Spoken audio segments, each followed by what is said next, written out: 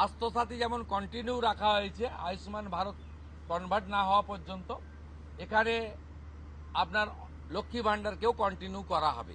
বিস্তারিত কালকে আপনারা জানতে পারবেন, ফর্মের কপিও আপনারা কালকে পাবেন। অফলাইন অনলাইন অবশ্যই থাকবে, শুধু পাবলিকের উপরে ছেড়ে দেওয়া হবে না, বিধায়করা নিজ উদ্যোগে ফর্ম ফিল আপ করাবেন এবং সরকারও বিডিওদের নেতৃত্বে প্রত্যেক বাড়িতে বাড়িতে ফর্ম ফিল আপের জন্য সহযোগিতা করার জন্য লোক পাবেন। এবং মাথায় রাখতে হবে, ভারতীয়রাই কেবলমাত্র এই সুযোগ পাবেন, অভারতীয়রাই সুযোগ পাবেন না। ভারতবর্ষের সরকারের টাকা বাংলাদেশ থেকে আসা অবৈধ অনুপ্রবেশকারীদের দেওয়ার জন্য নয়, এটা খুব ক্রিস্টাল ক্লিয়ার। সরকারি বাসে আপাতত সব মহিলাদের আমাদের ফ্রি সুযোগ তারা পাচ্ছেন আগামী সপ্তাহ থেকে। তো আগেই ক্যাবিনেট অনুমোদন দিয়েছে, এটা কার্যকর হচ্ছে। কিন্তু আমরা এখনই সবাইকে সব মহিলা বললে সুযোগ দিলে পরবর্তীকালে কিন্তু কার্ড করব। আমরা দেখেছি ডোমকলে বিগত সরকারের সময় পুরুষরা লক্ষ্মীর ভাণ্ডার পেয়েছেন। কেউ যদি মুখ মাথা চাপিয়ে রেখে শিলিগুড়ি থেকে এনবিএসটিসির ভলভো বাসে উঠলেন দীঘা আসবেন বলে, তিনি যদি বোরখা পরে চলে আসেন তাহলে তাকে পুরুষ না মহিলা দেখার কোনো মেকানিজম বাসের ড্রাইভার কন্ট্রাক্টরের নেই। আপাতত চালু করলেও পরে আমরা মহিলাদের জন্য আলাদা ফ্রি কার্ড করে দেওয়ার ব্যবস্থা করব। আমরা প্রাথমিকভাবে আলোচনা করেছি এবং এটা আমরা কার্যকর করতে চলেছি। আমাদের মা ক্যান্টিন রয়েছে, সেই ক্যান্টিনগুলোতে 367টা, তাই তো অ্যাপ্রক্স 400-র কাছাকাছি সংখ্যা আপাতত এই থাকছে। সেখানে আমরা 2 দিন করে মাছ খাওয়াবো, সপ্তাহে 2 দিন করে মাছ খাওয়াবো, 5 টাকাতেই খাওয়াবো। এই কাজগুলো আমরা করছি। বাকি অন্যান্য বিষয়গুলো আছে, হবে। আমরা কয়েকটা প্রোগ্রাম পেয়েছি, সেটা হলো আগামী 30 তারিখে কেন্দ্রীয় আরবান এবং পাওয়ার মিনিস্টার আসছেন, অগ্নিমিত্রা পাল মহোদয়, তার প্রোগ্রাম পুরো অ্যাসিস্ট করছেন। আমিও একটা সময় নিশ্চয়ই কার্ডসি মিট করব। 4 তারিখে শিপিং মিনিস্টার আসছেন, শিপিং রিলেটেড মিটিং হবে। 6 তারিখে মাননীয় রেলমন্ত্রী আসছেন। আর 8 তারিখে দিল্লিতে স্বাস্থ্য দপ্তরের সঙ্গে পশ্চিমবঙ্গ সরকার আয়ুষ্মান ভারতের এগ্রিমেন্ট করবেন। এই প্রোগ্রামগুলো আপনাদের মাধ্যমে আমরা জানাতে চাই। আমাদের সরকার, আপনাদের সরকার আগামী সপ্তাহ থেকে মুখ্যমন্ত্রীকে বলো বন্ধ হয়ে যাচ্ছে, তার জায়গায় আমরা নাম দিচ্ছি আপনার সরকারকে বলুন। আর পুরনো যে নাম্বার ছিল ও নাম্বারেরও বদল আসছে। এই সংক্রান্ত বিস্তারিত যেদিন আমরা লঞ্চ করব সেই দিন আপনাদেরকে নাম্বার জানাবো। নামটা আমি আজকেই জানিয়ে দিলাম, আপনার সরকারকে বলুন। মাননীয় রাজ্যসভার সাংসদ শ্রমিক ভট্টাচার্য মহোদয়কে নাম ঠিক করার জন্য সরকার পরামর্শ চেয়েছিল, তিনি এই নামটা ঠিক করেছেন। মুখ্যমন্ত্রী হিসেবে আমি সেই নামটা গ্রহণ করেছি। देखा जा रहा है बहुत सारे लोग जो है हाकिमपुर बॉर्डर, बहुत सारे बॉर्डर पे जमा हो रहे हैं, वो बॉर्डर क्रॉस करना चाह रहे हैं। क्या ये जो ऑर्डर आपने किया था, स्टेट गवर्नमेंट ने किया था, होल्डिंग सेंटर हर एक डिस्ट्रिक्ट में होना चाहिए, उसके बाद डर के मारे जो है लोग बॉर्डर क्रॉस करना चाह रहे हैं? ये एग्जिस्टिंग फॉरेनर्स एक्ट है, कोई नया कानून नहीं है। और ये लोग चला जाना चाहिए।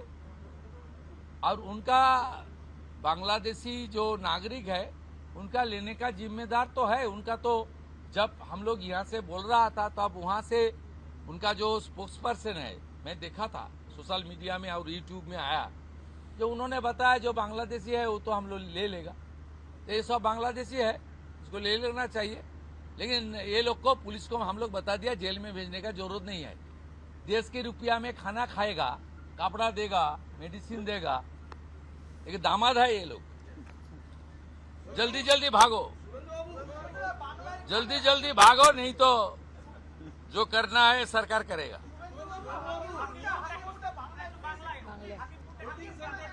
না না, আমি হাকিমপুর সম্পর্কে জানি না, আমি মিডিয়াতে দেখছিলাম। কিন্তু এটা নতুন কিছু নয়, প্রেজেন্ট অ্যাক্টই রয়েছে।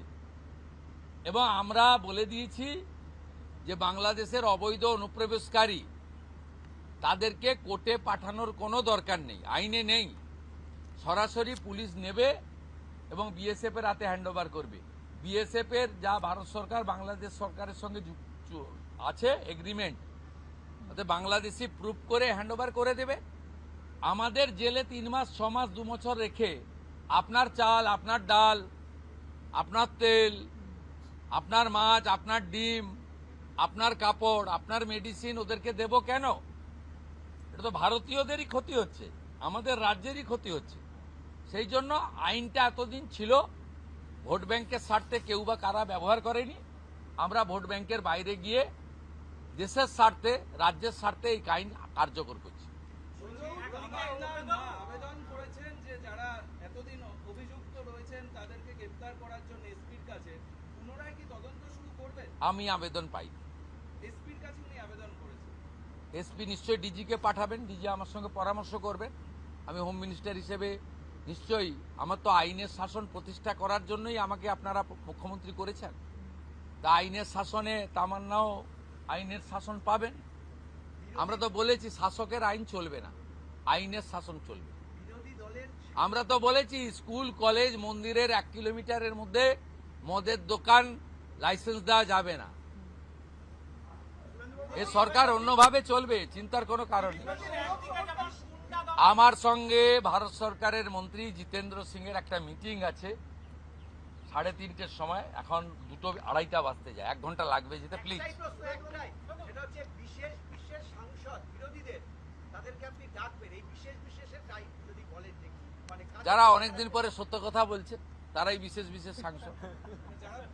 যারা বলছেন যে আপনারা আমাদের স্বাধীনতা পাইয়ে দিয়েছেন,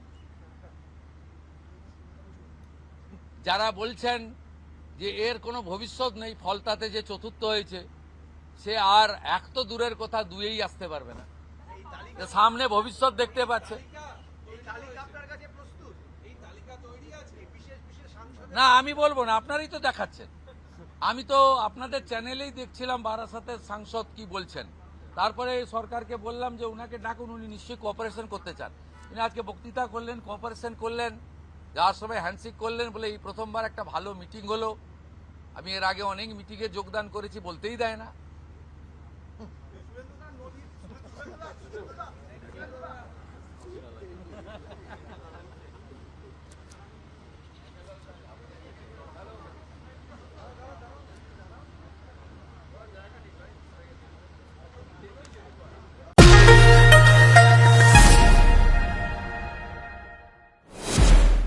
সব খবর সবার আগে, টাইমস নাও খবর।